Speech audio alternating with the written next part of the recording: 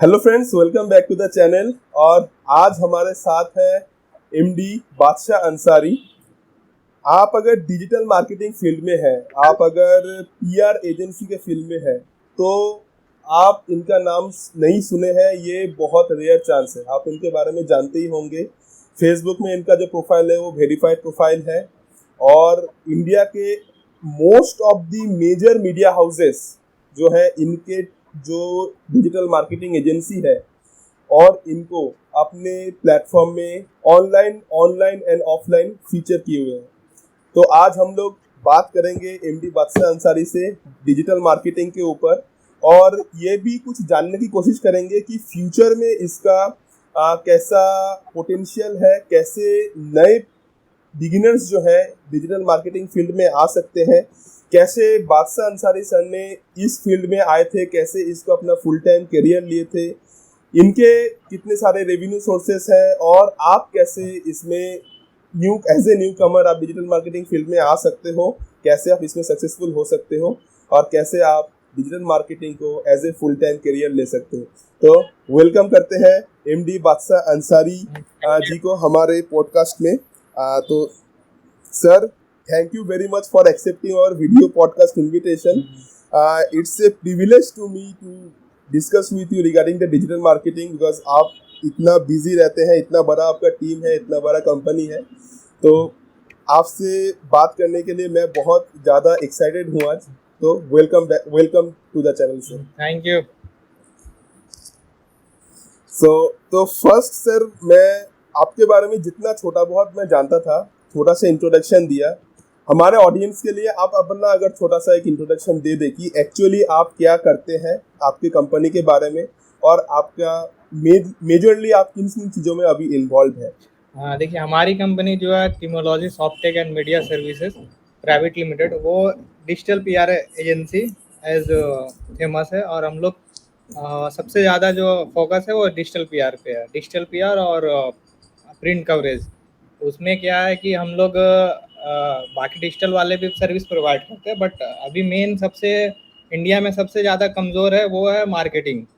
अभी तक मैंने जहाँ तक रिसर्च किया कि यहाँ पे बड़ी बड़ी कंपनी के पास न्यूज़ वो कवरेज नहीं करा पाते हैं, न्यूज़ रीच आउट नहीं हो पाती है मीडिया के पास। तो वो सब के लिए यहाँ पे इंडिया में बहुत सारे दिक्कत है, जबकि बाहर वाली एजेंसी के पास और कुछ कुछ इंडिया में यहाँ पे एजेंसी है, बट वो बहुत ज़्यादा चार्ज करते हैं, जो हर छोटी लेवल के स्टार्टअप और छोटी छोटी कंपनी अफोर्डेबल नहीं कर सकते हैं। उनका चार्ज मिनिमम में स्टार्टिंग होता है 2 से 3 लाख का। हमारी जो चार्ज स्टार्टिंग होती है, अगर आपके पास बजट नहीं है तो मैं 10 से 15 हज़ार के अंदर भी अच्छे खासे आपको मार्केट में ला सकता हूँ, और आपके बजट के हिसाब से हम लोग कस्टमाइज कर सकते हैं।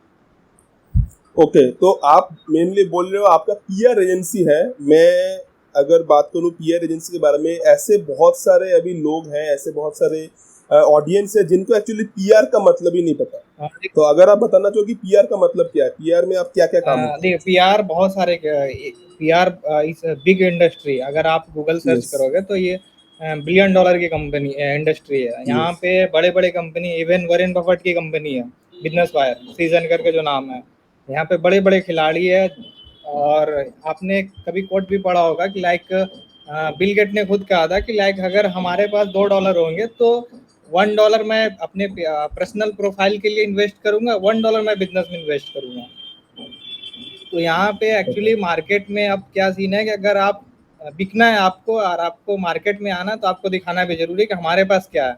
बिना देखे कोई पहचान नहीं पाता। आप अगर अभी आप किसी भी मीडिया ओपन करके देख सकते हो, आज क्रिकेट आईपीएल आने वाली है, आप हर मीडिया ओपन कीजिएगा, सबसे पहले हॉट स्टार का रोड ब्लॉक ऐड चल रही है सब जगह। हॉट स्टार के अलावा दूसरी ऐड दिखेगी ही नहीं। आज वो कम से कम अराउंड 15 से 20 करोड़ रुपया स्पेंड कर रहा है, सिर्फ बैनर से लेके आर्टिकल्स वगैरह, जहाँ जहाँ उसका जहाँ तक पहुँचे वो कर रहे हैं। तो उनको दिखाना है कि हम आईपीएल को हम लाइव कर रहे हैं, तो हमारे तक आप पहुँचे। अगर वो नहीं कर पाते तो ऑडियंस तक पहुँच नहीं पाती। अभी गूगल पे सर्च होना स्टार्ट होती है कि आईपीएल कहाँ से देखे, कैसे देखे। तो एक मीडिया एक ऐसी मीडियम है जहाँ पे आप अपनी बात अपने ऑडियंस, टारगेटेड ऑडियंस के पास रख सकते हैं और पहुँच सकते हैं वहाँ पे। तो सर, आप मेनली ये कह रहे हो कि पीआर एजेंसी जो आप करते हो, पकड़ लीजिए किसी एक कोई एक ब्रांड है जिसको अपने ऑडियंस तक पहुंचना है, पर एक्चुअली ऑडियंस उसको ही फॉलो करता है जो बड़े बड़े ब्रांड्स हैं, ठीक है, जो नया स्टार्टअप है उस वह पकड़ लीजिए कुछ अच्छा काम कर रहा होगा पर वो अपना ऑडियंस उतना नहीं बना पाता है, या फिर एक बड़ा ब्रांड अगर कोई सोशल मीडिया में कुछ पोस्ट करता है तो जितने लोगों तक उसकी ऑडियंस पहुंचती है उतना एक छोटा सा कोई ब्रांड या छोटा सा कोई एंटरप्रेन्योर अगर उसमें कुछ पोस्ट करता है तो उतना लोगों तक नहीं पहुंच पाता है। तो आप ये बोल रहे हो कि आप उन स्टार्टअप्स और उन एंटरप्रेन्योर्स को हेल्प कर सकते हो इन टर्म्स ऑफ उनका जो ऑडियंस एक्वायर करने में। एक मेन टर्म होती है पीआर असिस्टेंट। आपने सुना होगा कि लाइक यहाँ पे बड़े बड़े सेलिब्रिटी, जैसे कल आपने एक न्यूज़ देखा था, राजस्थान रॉयल ने उसके टीम ने कुछ गड़बड़ पोस्ट कर दिए थे संजू सैमसन के बारे में। उसके बारे में इतने सारे आर्टिकल छप गए, इतने सारे मीडिया में कवरेज आ गई, तो राजस्थान रॉयल्स फिर से मीडिया में आ गए। वो बना बनाया था तो उसको उतनी फर्क नहीं पड़ती। सेम इसी तरह ना जो छोटी छोटी स्टार्टअप है उसी तरह, जैसे कुछ अभी मैंने हाल फिलहाल कुछ कुछ कंपनी का ऐसा किया था कि लाइक वो अभी नई नई आए, ठीक, उन्हें कुछ यूनिक पार्ट पकड़ के जो मीडिया में चाहिए होती है। जैसे अभी एक पीआर स्टंट होती है, जैसे अभी मैंने कुछ अनाउंसमेंट कर दिया कि लाइक यूक्रेन के लिए मैं ये करने जा रहा हूँ, तो वो एक हमारे पास एक मीडिया कवरेज कराने का एक पॉइंट निकल जाती है, तो वो इजीली होती है। अब बाकी थिंग ये जो मेन ऑडियंस के पास पहुंचना होता है ना, वो यूज किया जाता है। लाइक अगर हमारी ऑडियंस पकड़ लीजिए, आपकी ऑडियंस है ब्लॉगिंग वाली इंडस्ट्री, तो आप सबसे पहले आप स्टेट को पकड़िए कि सबसे ज़्यादा किस स्टेट में हमारे ब्लॉगिंग वाले बंदे बैठते हैं, हमारे सबसे ज़्यादा किधर है, वहाँ के पकड़ के उस हर स्टेट का एक रीजनल न्यूज़ चैनल होती है, सबसे ज़्यादा रीडरशिप होती है उसी चैनल के, तो ब्रांड ना उसी को पकड़ के अपनी एडवर्टीजमेंट करवाती है कि लाइक आप हमारे बारे में ये किए। जब एक ब्रांड एक न्यूज़ वाले छापते हैं तो ऑटोमेटिक छापना स्टार्ट कर देते हैं कि इसने छापा, क्योंकि यहाँ एक कंपटीशन वाली दुनिया है। तो लाइक आज तक नहीं छापा तो सेकंड वाले रिपब्लिक भारत भी बोलेंगे मैं भी छापूंगा, तो उसकी वजह से स्टार्टअप को हेल्प मिलती है। बाकी सबका स्टंट होती है, वो काम चलती रहती है। ओके, तो ये सर अगर मैं बात करूँ ये पीआर एजेंसी रन करने का या फिर डिजिटल मार्केटिंग जो फील्ड है इंडिया में, फॉरेन में अभी इसका बहुत प्रचार हो चुका है। जैसे आप बोल रहे हो कि फॉरेन में एक एक पीआर एजेंसी जो है एक एक चीज़ के फीचर करने के लिए 2 से 3 लाख रुपए लेते हैं, पर आप 10-15 हज़ार में भी वो काम कर सकते हो। तो मेनली सर अभी भी मैं जितना जानता हूँ कि अभी भी इसके इन सब चीज़ों के बारे में अवेयरनेस रेगुलर जो नॉर्मल पर्सन से उसको नहीं है। जैसे मैंने आपको बोला कि पीआर एजेंसी का मतलब भी बहुत सारे लोगों को नहीं पता होगा। तो सर आपने एक्चुअली कैसे इसके बारे में जाना और कैसे आपने चूज किया कि मुझे यही करना है, कैसे आपने इसको as a full time career select किया? एक्चुअली हमारी एक खुद की स्टार्टअप थी, मैंने और मेरे पार्टनर मैं 2018 में कोलकाता आया था अपने नेटिव प्लेस छोड़ के। लाइक वो दिल्ली में था, मैं बिहार में था। मैंने बोला कि चलो अब कुछ नया बनाते हैं कुछ।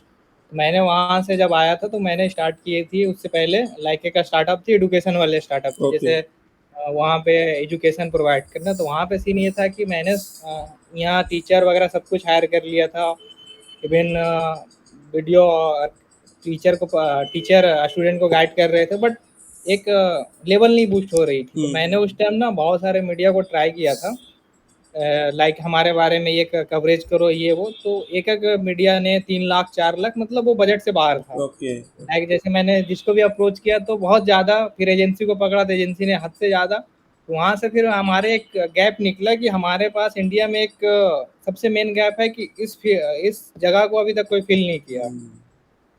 तो इस जगह को अगर हम लोग फुलफिल करते तो हमारे पास मैन पावर चाहिए और फंड चाहिए। तो मैंने वहाँ से स्टार्ट किया, फिर वहाँ से मैंने टीम बनाना स्टार्ट किया, तो वहाँ से फिर सारे चीज़ धीरे धीरे होना स्टार्ट हुआ। तभी तो हमारे पास हमारी क्लाइंट बड़ी बड़ी क्लाइंट है, लाइक बजाज के साथ मैंने काम किया, वाइकोम 18 के साथ काम कर चुका, क्लच टीवी का जो है ब्रांड, और बहुत सारे ब्रांड है। कुछ ब्रांड ऐसे भी है जहाँ हमारे MU साइन है, तो मैं वहाँ नाम डिस्क्लोज नहीं कर सकता हूँ, मे भी वो वीडियो देख रहे हो, तो दिक्कत हो सकती है। ओके, तो मतलब आपने एक चीज दूसरा कुछ स्टार्ट किया था, आपने चाहा कि वो लोगों तक पहुंचे, तो आपको उसमें आपने बोला कि मीडिया हाउसेस को बोला कि भाई मेरा फीचर कर दो, तो उन्होंने बहुत बड़ा एक अमाउंट आपसे चार्ज किया। मैंने एजेंसी पे ट्राई किया था, बट एजेंसी के पास वो मैन पावर नहीं था, वो फुलफिल करने का जगह नहीं था, लाइक ये भी मैं कर सकता हूँ। और यहाँ पे मेन जब से इंडिया डिजिटल हुआ है, डिजिटल इंडिया, जब से सबसे मेन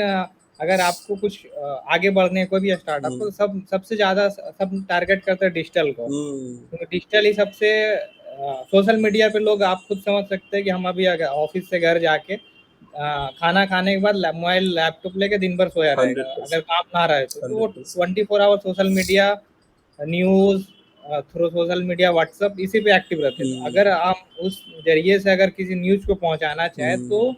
इजी पहुंच सकती है।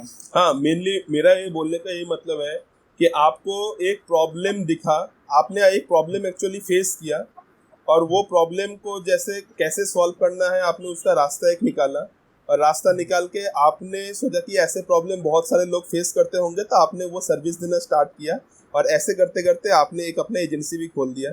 तो यही एक्चुअल। एक्चुअली हमारी जो बहुत हमारी सर्विस है, मूवी ब्रांडिंग और एसईओ सर्विस, बहुत सारे चीज़ था। मैंने बाकी चीज़ को टीम वर्क को कम करके सारे को इधर शिफ्ट कर दिया, ओके। क्योंकि यहाँ वहाँ पे बहुत सारे सर दर्द होते हैं। आपको भी पता, अगर आप इंडियन क्लाइंट के साथ काम किए हो 100%। तो एसईओ के लिए कितने सारे सर दर्द होते हैं, बाप मेरे रे। कीवर्ड रैंक नहीं किए, ये नहीं पे। 100%। तो हमारे टीम फ्रस्ट्रेट हो जाती थी, हम्म, सर मुझे नहीं करनी ये सब काम। हम्म। मैं सिर्फ वो काम लिमिटेड लोगों के लिए करता हूँ, बाकी लोगों के लिए मैं सिर्फ वो काम करता हूँ जहाँ पे लोग भी अंडरस्टैंड करें, और लिमिटेड तक ही रखते हैं हम लोग भी। यस, 100% वही है कि एक एंटरप्रेन्योर का मेन सक्सेसफुल होने का one of the main reason यही होता है कि प्रॉब्लम सॉल्व अगर आपका कंपनी कर रही है, कोई एक एंटरप्रेन्योर अगर एक प्रॉब्लम को उठाता है और उसको सॉल्व करता है, तभी जाके वो एंटरप्रेन्योर एक्चुअली आगे बढ़ पाता है। जैसे अभी हम लोग शार्क टैंक भी देख रहे थे, तो शार्क टैंक में भी यही बात एक्चुअली बोला गया है कि देखने, वो लोग भी ऐसे ही बोल रहे थे कि आपका अगर जो प्रोडक्ट आप बना रहे हो वो अगर किसी का प्रॉब्लम सॉल्व नहीं कर रहा है तो आगे बढ़ना मुश्किल है। तो आपने जैसे ये हम्म। बताया कि आपने पीआर एजेंसी जो रन किया है, ये एक प्रॉब्लम को देखते हुए किया था कि भाई फॉरेन में तो बहुत चार्ज होता है, इंडिया में भी बहुत चार्ज होता है, तो पर एफोर्डेबल नहीं है। तो इसकी वजह से आप इतना आगे बढ़ रहे हो, ये और चीज़ बहुत अच्छी लगी मुझे। और कोई भी अगर फील्ड में, ऑनलाइन फील्ड में आना चाहता है, मैं अगर थोड़ा सा ऑडियंस को बोलना चाहूँ, अगर आपको लग रहा है कि ऑनलाइन या ऑफलाइन कहीं पे भी आपको सक्सेसफुल होना है, तो आपको पहले एक प्रॉब्लम ढूंढना पड़ेगा। वो प्रॉब्लम आप कितने एफिशिएंटली, कितने सहज तरीके से आप सॉल्व कर सकते हो अफोर्डेबली, तो ही आप जाके जो है ट्रू एंटरप्रेन्योर बन सकते हो, सक्सेसफुल हो सकते हो। तो जैसे आपने, तो वैसे आप बोले कि आपने अपना नेटिव प्लेस छोड़ के एक्चुअली कोलकाता आए थे उस टाइम, ये कौन सी साल की बात होगी अप्रोक्सीमेट? ये 2018 का था। अच्छा, 2018 का था। तो आप बेसिकली कहाँ से हो सर? मैं बेसिकली बोर्न इन बिहार हूँ, वहाँ मैंने ओके। बाकी पढ़ाई किया था। उसके बाद मैंने फिर 2017 में मैं गुरेज से मिला था। वो बिहार गए थे, तो मुझे मैसेज किया था कि लाइक मुझे पटना मिलने आओ, कुछ ओके, बातें करनी है। ओके, मैंने गया तो मैंने वहाँ पे अपना स्टार्टअप प्लान रखा था। एक्चुअली मैं ब्लॉगिंग करता था, अपने खुद की वेबसाइट थी, वहाँ पे ट्रैफिक मेरे अराउंड 1 से 2 मिलियन पर मंथ आती ओह, थी। एजुकेशन वेबसाइट थी सब, जैसे ओके, सरकारी रिजल्ट ये सब वेबसाइट है, वैसी उसी टाइप की। तो मैंने प्लान रखा था कि ये सिर्फ एडसेंस पे टिकने वाली नहीं है, यस, क्योंकि अगर एडसेंस को हम लेके चलेंगे तो इन्वेस्टर नहीं मिलेगी अपने को, हम्म, और एक्सपेंड करने के चक्कर में एडसेंस का कब हाइट लिमिट आएगी, कब उड़ेगी, कोई पता नहीं है। कोई ठिकाना नहीं तो है हम इसका। इसको हम कन्वर्ट करते हैं लाइक एजुकेशन वाले। एजुकेशन में उस टाइम डिजिटल बहुत कम थी यस, 2018 में। यस, मैंने उस टाइम ट्राई किया था, बट होती नहीं है। भगवान ने चाहा नहीं था कि उस स्टार्टअप को मैं आगे ले जा सकूं। Right, right. वहाँ पे जाके मैं 2019-20 में जाके मुझे डाउन करनी पड़ी, बट अभी भी साइट वगैरह है, बट वहाँ पे काम नहीं कर पाता, मुझे ओके। टाइम नहीं मिल पाती है। तो दिन भर इधर उधर के टाइम में बिजी तो रहता हूँ। आपके जो को फाउंडर है, आपके जो पर्सन है जो आपको बोल रहे थे कि पटना मिलने और कुछ बात करनी है, उस टाइम वो कौन से लाइन से जुड़े हुए थे? वो एक्चुअली बिजनेसमैन फैमिली से बिलोंग ओके, करते हैं। ओके। तो मतलब ऐसे वो भी ब्लॉगिंग डिजिटली। करते थे, बट ओके। डिजिटली ज़्यादा वो काम नहीं किए थे। अच्छा। डिजिटली वो एक्चुअली उनकी एज हमसे ज़्यादा ही है, तो वो डिजिटली बहुत कम थे, ओके। और वो शादीशुदा थे। तो जब मैंने स्टार्ट किया था शुरू में, बहुत सारे प्रॉब्लम फेस हुए थे, क्योंकि दिक्कत ये थी, मैं तो यंग था तो मुझे दिक्कत नहीं था, मेरे घर वाले राइट, मैं घर वाले को मैनेज कर लेता था राइट। पैसे के मामले में। उनका दिक्कत ये होता था क्योंकि पैसे नहीं देने के बाद आप हाँ, समझ सकते हो कितने सारे इशू मैं होती है। मेरा नेक्स्ट क्वेश्चन यही था कि आपने जब एक्चुअली इसको as a full time career आप सोचे कि इसको लेंगे, तो आपका फैमिली एंड फ्रेंड्स का रिएक्शन कैसा था? वही है कि आप जेहेतु बहुत कम। मैं विलेज से बिलोंग करता हूँ, तो आपको भी पता होगा बिहार के लोग और गांव के 100%। लोग गांव के लोग के जो माइंड सेट माइंडसेट। होते हैं वो बहुत अलग, हाँ बहुत अलग होते यस, हैं। वहाँ यस। पे सीन ये होता है कि लाइक अभी भी मेरी मम्मी मेरे ख्याल से पिछले साल से बोलना बंद कर दिया ना, तो पहले भी सेम यही बोलती थी कि लाइक कर कोई क्या जॉब रहे हो? ढूंढ ले या फिर कोई जॉब कर ले, कब तक ये करेगा। Mainly government job. किसी दिन आँख खराब हो गई या किसी दिन बैठे बैठे तो कैसे खाना खिलाएगा घर वाले को, ये वो। तो ये बहुत सुनने को मिलता था, अब नहीं मिलते क्योंकि मैं इतनी बिजी रहता हूँ कि मम्मी को कॉल कर 2-2 दिन हो जाती है, तो उनको भी पता होता है, तो अब डिस्टर्ब भी नहीं हो पाते और काम के मामले में इधर उधर घूमना भी बहुत ज्यादा पड़ती है। Yes, yes. तो अभी आप मेनली कोलकाता से ऑपरेट कर रहे हाँ, मैं अभी मेनली कोलकाता से ऑपरेट कर रहा हूँ हो? और हमारी टीम एक दिल्ली में है और नई नई अभी मुंबई में ऑपरेट होना स्टार्ट होगी फाइनेंशियल ईयर के बाद, 1 से 2 अप्रैल के बाद मुंबई ओके। ऑपरेट हो जाएगी। तो ये क्या ऑफिस है, और या फिर आप सब लोग मेनली होम टू वर्क कैसे करते कोलकाता में हमारी अभी मैं जहाँ पे बैठा हूँ ये दूसरी ऑफिस है। नया वाले ऑफिस में 1 अप्रैल के बाद शिफ्ट करूंगा, फाइनेंशियल ईयर के बाद। वहाँ काम चल रही है, मैंने बोला था ना मैं अभी बाहर बाहर हूँ हैं? यस। तो दिक्कत होगी मुझे, तो अब ओके। वहाँ पे मैं 1 अप्रैल के बाद शिफ्ट होऊंगा। और मुंबई में भी वर्चुअली रहेगी, मुंबई में टीम बड़ी नहीं है। दिल्ली में भी वहाँ पे अभी ऑफिस ज़्यादा बड़ी नहीं है, एक रूम की है, मतलब वहाँ पे 5-6 ही लोग हैं। ओके। तो अभी आपका इंडिया में ऐसा 3 सक्सेसफुल एक ऑफिस खोलने का प्लान है, मतलब ये कंटिन्यू करना है। और आपका मेनली अगर इंटरनेशनल प्लान्स की बात करें, जैसे आपका मैं आर्टिकल्स ही पढ़ रहा था, इंटरनेशनल आप इसको फैलाना चाहते हो, तो वैसा क्या चल रहा है? इंडिया के बाहर कैसा प्लान है आपका? एक्चुअली हमारी जो मैंने दुबई में हमारे ऑफिस, मतलब वहाँ पे 50-50 पे है, हमारी खुद की रेंटेड नहीं है, ओके। बट वहाँ पे काम अभी ज़्यादा आती नहीं है, दुबई से बहुत कम काम आती है। अभी दुबई में हमने फुल फ्लेज काम स्टार्ट नहीं किया, ओके। मेरे ख्याल से सब फाइनेंशियल ईयर की वजह से मैंने हम लोग सारे टीम रुका हुआ है, क्योंकि एक्सपेंशन में बहुत टाइम लगती है, सब यस, कुछ एक साथ यस। उठा नहीं बहुत बड़ा सकते हैं। इन्वेस्टमेंट भी करना होता है। हाँ, तो वो सोच रहा हूँ कि मे बी मई या जून से वो दुबई वाले भी वहाँ पे प्लान स्टार्ट होगा। एक्चुअली दुबई में दिक्कत ये था ना कि हमारे पास दुबई की पैकेजेस बहुत कम है, ओके। तो वो दिक्कत थी। तो अब हम लोग वहाँ पे जो वहाँ के रीजनल चैनल है लाइक खलीज टाइम, गल्फ न्यूज़ और बाकी जो वहाँ के रीजनल चैनल, वहाँ से मैंने बात करके ऑनबोर्ड कर चुका हूँ। तो वो जैसे ही स्टार्ट होगा तो दुबई वाले फुल फ्लेज से स्टार्ट हो जाएगी। ओके। तो आपके सर अभी टीम मेंबर्स कितने सारे हैं मेनली इंडिया में? देखो, अगर इन ऑफिस बात करें तो यहाँ पे ऑफिस में अभी भी कोलकाता में वर्क फ्रॉम होम में दोनों मिलके चलते हैं। ओके। 15 से 20 ऑफिस में आते हैं, फ्रीलांसर है, राइटर वगैरह जो बहुत सारे बाहर से काम करते हैं, जैसे तो वो मिला के मेरे ख्याल से टोटल मिला के हम लोग 30 से 40 को आदमी को पे करते हैं पर मंथ। ओके। तो मतलब 30 से 40।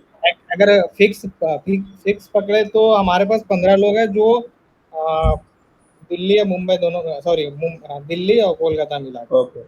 तो सर ये जो पकड़ लीजिए कि आप एक इतना बड़ा एक डिजिटल मार्केटिंग फर्म आप चला रहे हो, वो भी 2-3 साल के अंदर इतना नाम किया है आपका जो एजेंसी है, तो मेनली सर आप जब रिक्रूटमेंट करते हो या फिर आपका टीम जो होगा कोई रिक्रूटमेंट का जो, तो मेनली आप कौन सी स्किल्स ऐसा देखते हो कि पर्सन के अंदर की ठीक है ये person is suitable for our agency actually, क्या क्या क्या चीज होना चाहिए एक आदमी के अंदर ऐसे फील्ड में आने के लिए?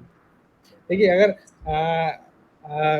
काम के कोई भी करना हो ना, तो आदमी एक प्रोफेशनल जो होती है वो हर जगह पे आ सकती है। राइट। तो हम लोग जो मेनली रिक्वायरमेंट करते हैं ना, तो सबसे पहले अगर हमें पीआर पीआर वाले सेगमेंट में अगर रिक्वायरमेंट करनी है रिक्रूटमेंट, तो सबसे पहले मैं उसको लाइक बैकग्राउंड में कम्युनिकेशन वाले like bachelor in journalism journalism. वाले होते हैं, तो उसमें फ़ायदा ये होती है कि वो उनको पीआर के बारे में 50% उनको पता पता होता है होता कि जर्नलिस्ट में क्या होती है, तो उनको ऑलरेडी पता होता है। वहाँ उनके बाद हम लोग का गाइड सिर्फ ये करना होता है कि पीआर असिस्टेंट हम कैसे कर सकते हैं, किसी क्लाइंट को हम क्या सर्विस दे पाएंगे और उनकी रिक्वायरमेंट को हम पूरा किस तरह से कर सकते हैं। तो अगर इस सेगमेंट में हम लोग हायर करते हैं तो यही देखते हैं। बाकी बहुत सारे जो होते हैं जो अगर पढ़े लिखे भी नहीं है, लाइक 12 पास है, उनकी नॉलेज जर्नलिस्ट वाली है, अच्छे खासे नॉलेज, हम लोग हायर कर रखे हैं। हायर कर सकते हैं ऐसा कुछ, मतलब नहीं, हम मतलब लोग रखे ऑलरेडी है, बट उनकी नॉलेज इस सेगमेंट में नहीं है, बट उनके पास जो कॉन्टेक्ट है हाँ। और रिसोर्ट पर्सन है, बहुत सारे इंटरनल जो या वो कर सकते हैं जो मेरे पास भी नहीं है, तो वो वैसे बंदे को हम लोग हमेशा वेलकम करते हाँ, हैं। मेरा मेनली क्वेश्चन पूछने का यही था कि ऐसे एक्चुअली बहुत सारे इंस्टीट्यूशन है जो मेनली सर्टिफिकेट्स के ऊपर डिपेंड करके नहीं, पर्सन्स को हम लोग रिक्रूट करते हैं। सर्टिफिकेट में दिक्कत क्या होती है ना कि लाइक हाँ। आप अगर बिहार, यूपी और झारखंड की बात करेंगे तो हम उस जगह से पढ़ के निकले हैं जहाँ पे पैसे देने के बाद कुछ भी सर्टिफिकेट मिल आपके जाता है। राइट। राइट। वहाँ बीएड, ग्रेजुएशन और पीएचडी तक मिल जाती है, यस। तो यस। उस पे बिलीव करके हायर करना एक अपनी कंपनी के लिए धोखा देना और नीचे गिराने भी होती है, तो राइट। उससे अच्छा है कि भाई उसका टैलेंट देख लो डायरेक्ट क्या बस कर बस सकता है। बस बस। राइट। एक कम्युनिकेशन, एक्चुअली हमारी बिजनेस कम्युनिकेशन की है पूरी। 100%। एक कम्युनिकेशन स्किल होनी चाहिए कि क्लाइंट के 100%। साथ कैसा बात करके वो काम कर रही है आगे। तो सर अभी पकड़ लीजिए, आपने जब स्टार्ट किया था तब आपने फर्स्ट जो 3-4 क्लाइंट्स थे उन लोग आपने कैसे एक्वायर किया, मतलब वही लोग आपके पास रीच आउट किए थे या फिर आपने कुछ कोल्ड कॉलिंग किया, कैसे किया फर्स्ट फर्स्ट एक्चुअली टाइम पे? हमारे पास सबसे पहला जो क्लाइंट थी, एक्चुअली हमने सबसे पहले स्टार्ट किया था क्योंकि इंडिया में हमारे उतने कॉन्टेक्ट थे नहीं, मैंने यूएस के लिए स्टार्ट किया था। US okay. के लिए स्टार्ट किया था अपने पास एक दिल्ली का जर्नलिस्ट थे, तो उनके जो आर्टिकल लिखने का तरीका था ना, एक वायर थी, हाँ हाँ। वहाँ पे सिर्फ हमारे ही लिखा हुआ आर्टिकल, हमारे कॉन्टेक्ट ही किया हुआ आर्टिकल अप्रूव होते थे, उसके अलावा किसी का अप्रूव नहीं होती थी। ओके। हाँ, तो वो सबसे हमारा मेन जो मेन पॉइंट था कि हमारा कि जब तक हमारे वो आर्टिकल रिव्यू नहीं करे, हमारे टीम रिव्यू नहीं करेगा ना, जब तक वो आर्टिकल अप्रूव नहीं होती थी उस वेबसाइट पे।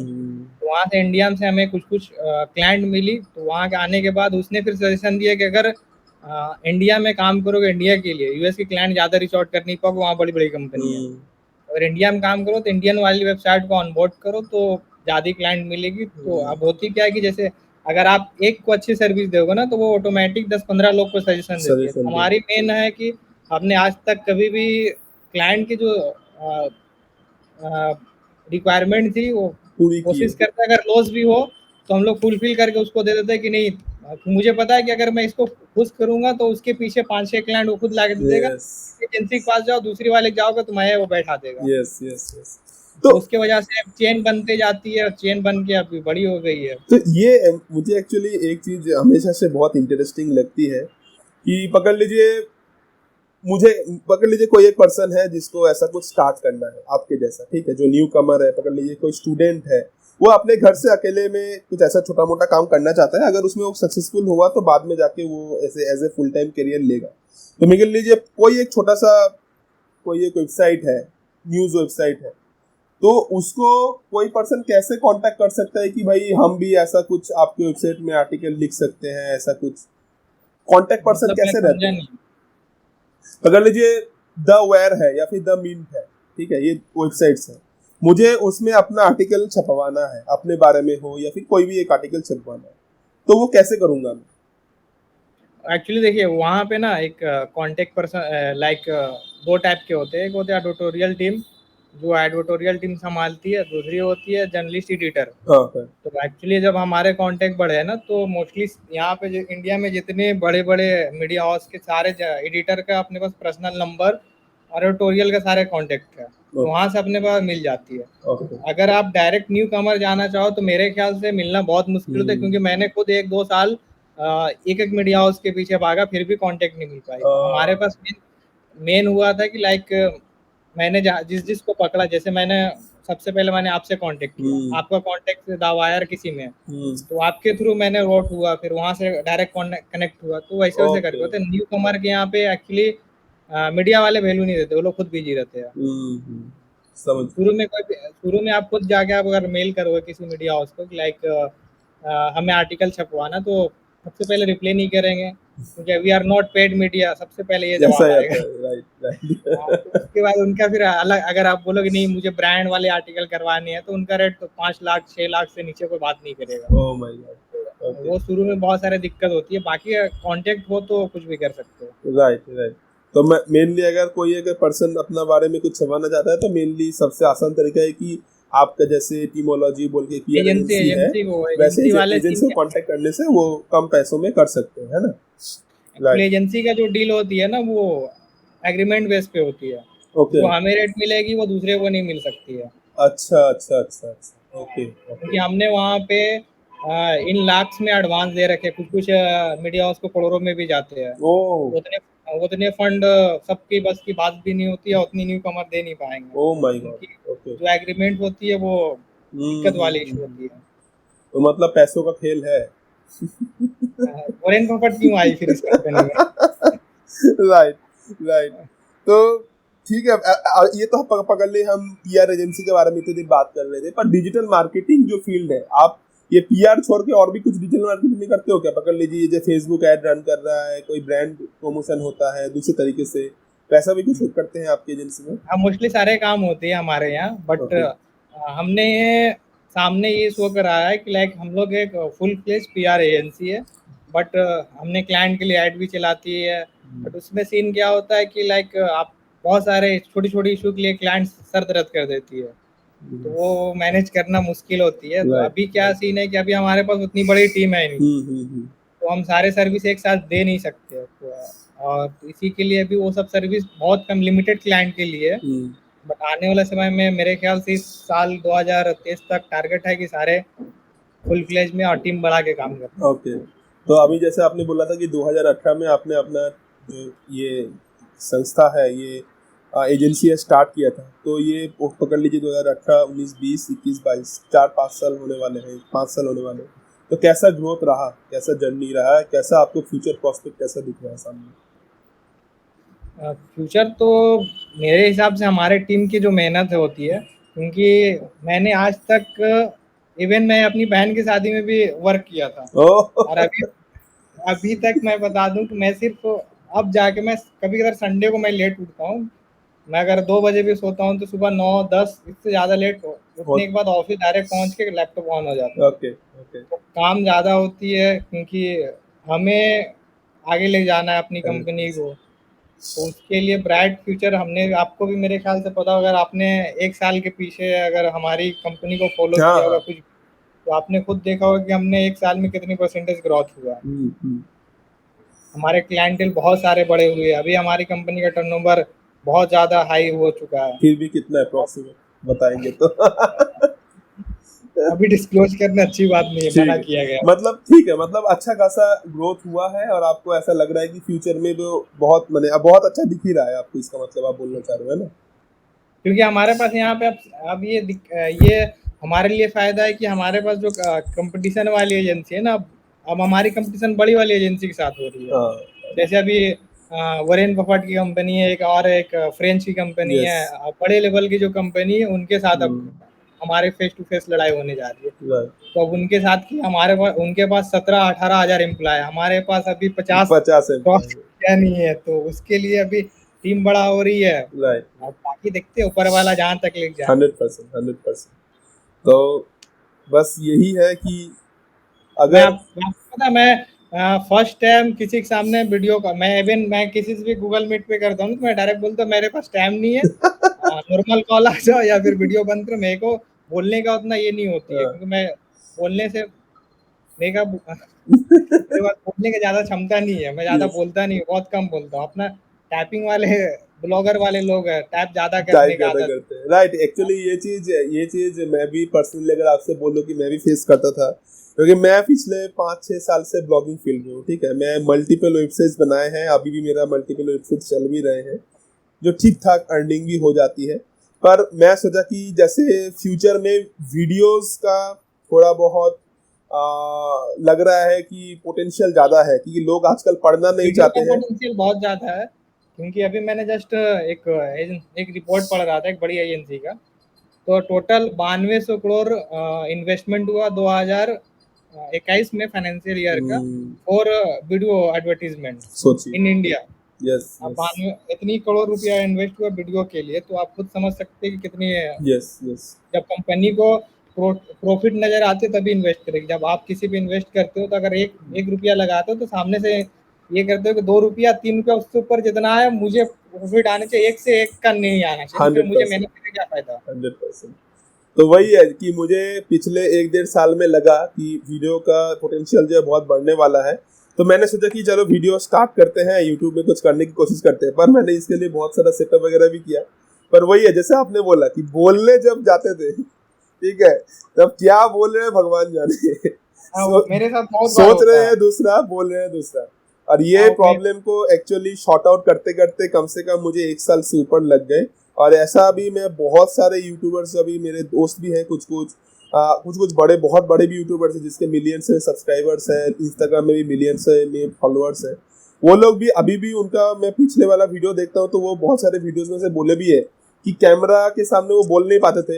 एक राज शमानी बोल के भी एक पर्सन है, मैं जिनको फॉलो भी करता हूँ इंस्टाग्राम में, वो भी बोले थे कि जब उन्होंने स्टार्ट किया था ऐसा वीडियो पॉडकास्टिंग स्टार्ट किया था, तब उन्होंने कैमरा को ऐसे साइड में रखते थे और सामने एक पर्सन को बिठा देते थे और उनके साथ बातचीत करते थे कि ऐसा ना लगे कि कैमरा उसको रिकॉर्ड कर रहा है बोल के। कैमरा के पास बहुत सारे लोग के आने के बाद ना एक्चुअली आदत नहीं होती है ना, कैमरा आने के बाद अंदर से घबराहट हो जाती है, क्या बोलते गलत निकल जाए, फिर खुद की आवाज सुनने के बाद लगती है मैं बहुत गलत बोल रहा हूँ।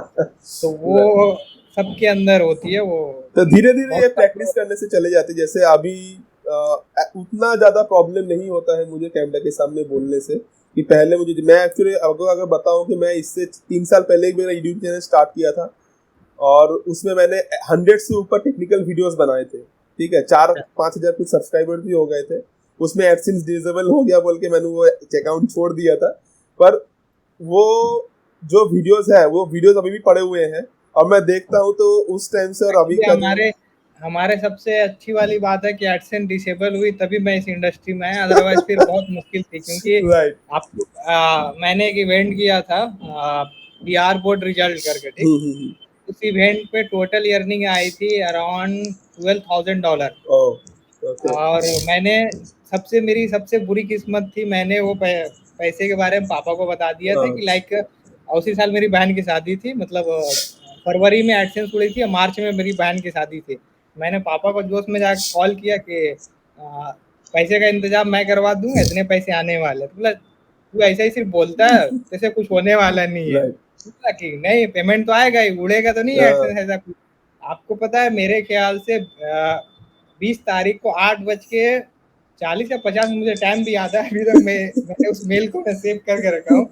वो मैंने ना खाना खा रहा था तो एक दोस्त मुझे कॉल किया, तेरे साइड पे ऐड नहीं दिख रहा था, मतलब क्या डरा रहे कल आज पेमेंट आने वाला, आज खाने दो आराम से। तो बोला नहीं, एक बार मेल चेक कर लेना। तो रिफ्रेश किए, देख रहे एडसेंस उड़ा हुआ।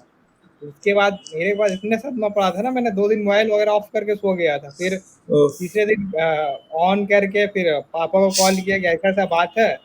पापा बोला कोई नहीं, हमको पता था आने वाला नहीं है, मैं भी उड़ जाएगा, बट ट्राई किया तो तुम, अच्छा बात है, आज ना कल तुम्हें सक्सेस मिलेगी जो भी कर रहे हो। पर वो पैसा नहीं मिला, एडसेंस उड़ा दिया ना पूरा। मैंने वो पैसा आने से पहले मैंने और 2 दिन भी रुक गया तो 21 तारीख में आने वाला था।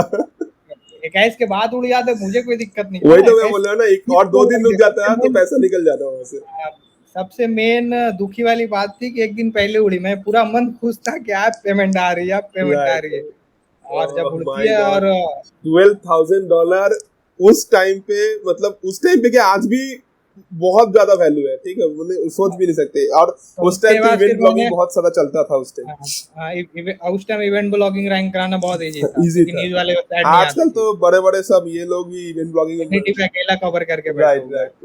हाँ, तो वो उस टाइम बहुत इजी था। तो उस टाइम रैंक भी कराए थे, अच्छी खासे ट्रैफिक आए थे।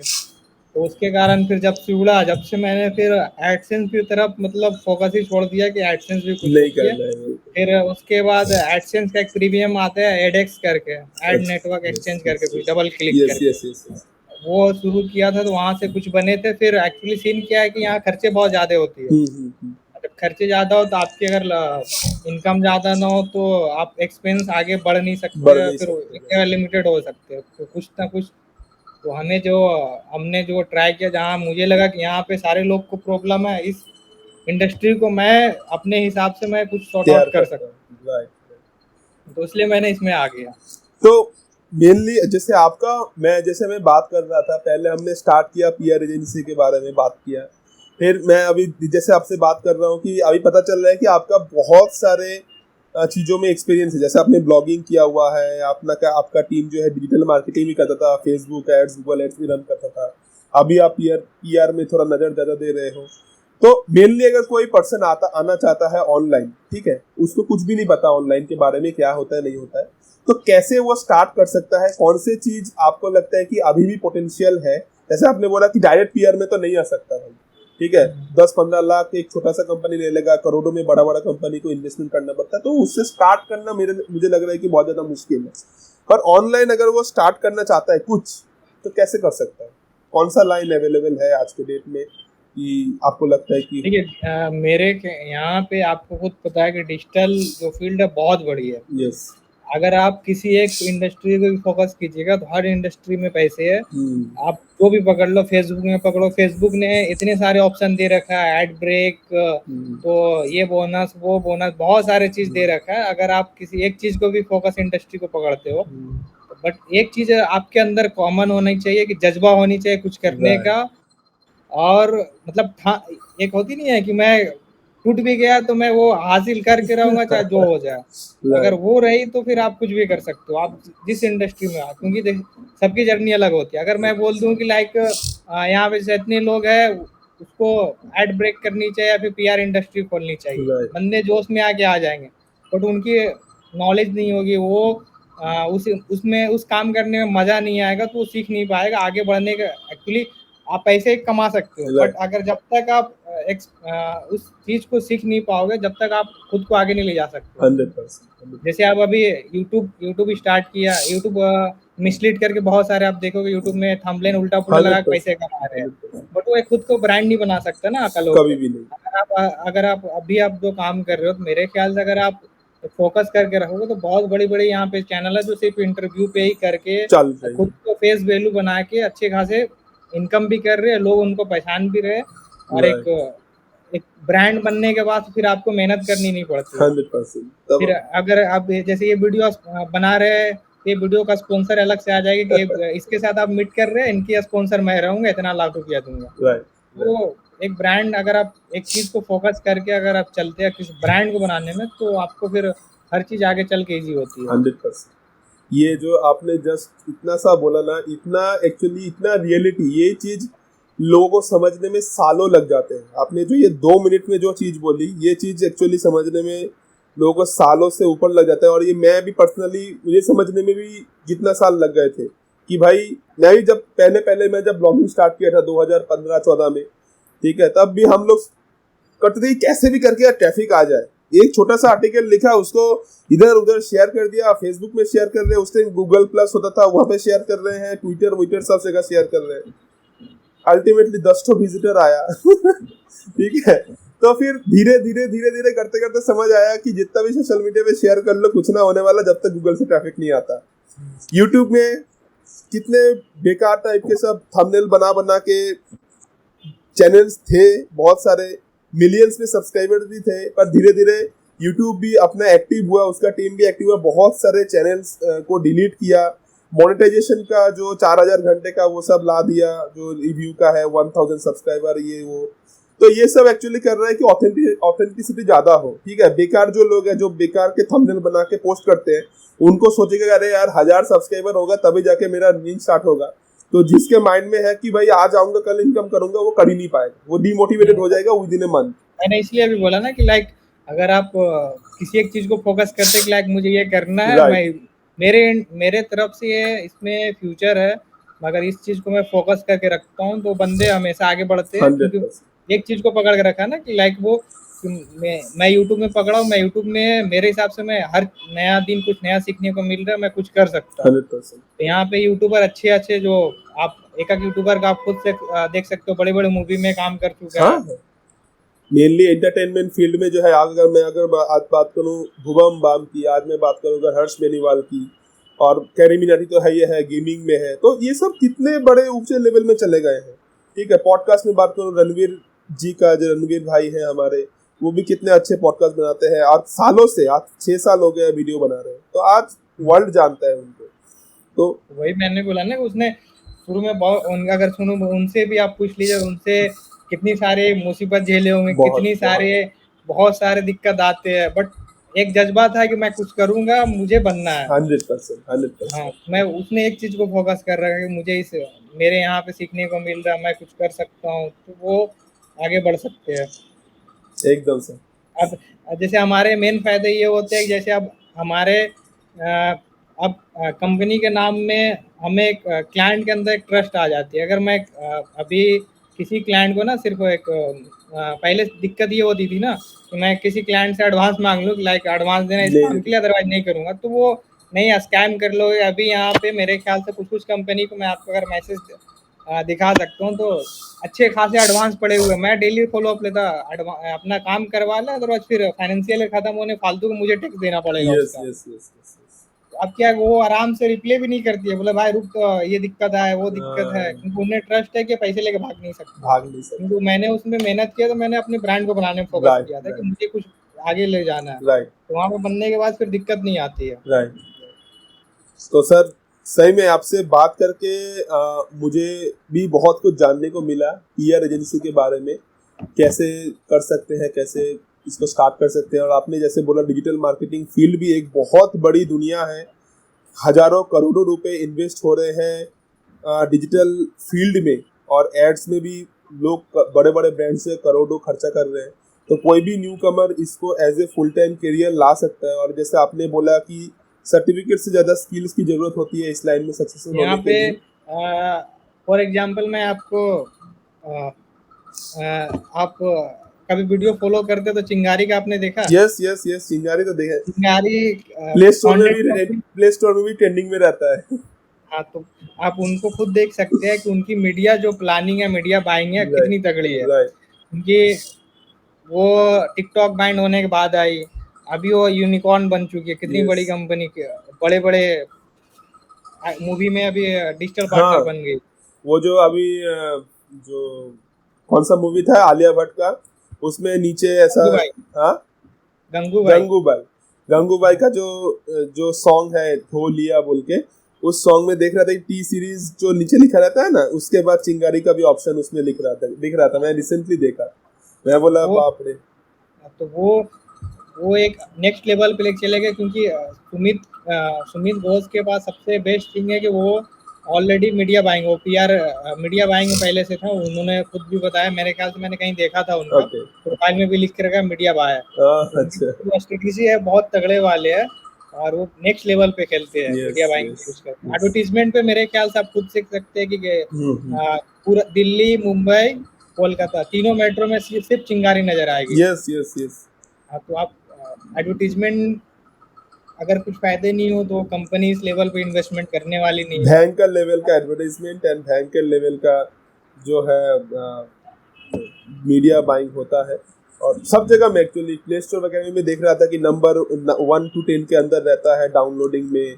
और अभी तो रिसेंटली शायद क्रिकेट या फुटबॉल का स्पॉन्सर भी हुआ था चिंगारी, कुछ मैं फेसबुक में देख रहा था। मैंने देखा नहीं था उसका। ओके, सो ठीक है सर, आपसे बात करके रियली में बहुत कुछ जानने को मिला डिजिटल मार्केटिंग के ऊपर, इसके फ्यूचर प्रोस्पेक्ट्स के ऊपर।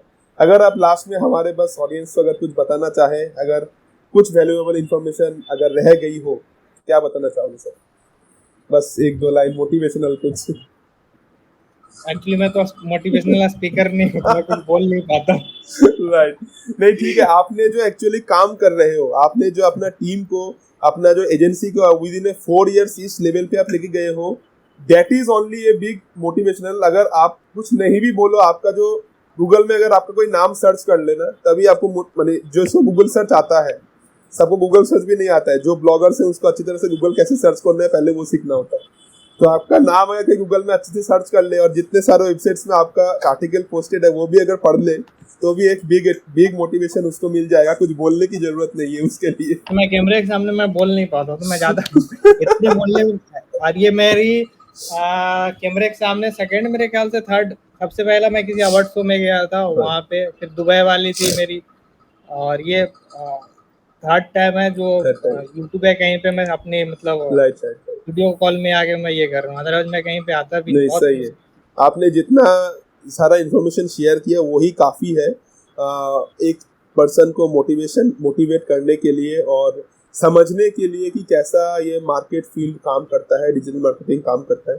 तो sir thank you once again for accepting our video podcast invitation and sharing such a valuable information with us.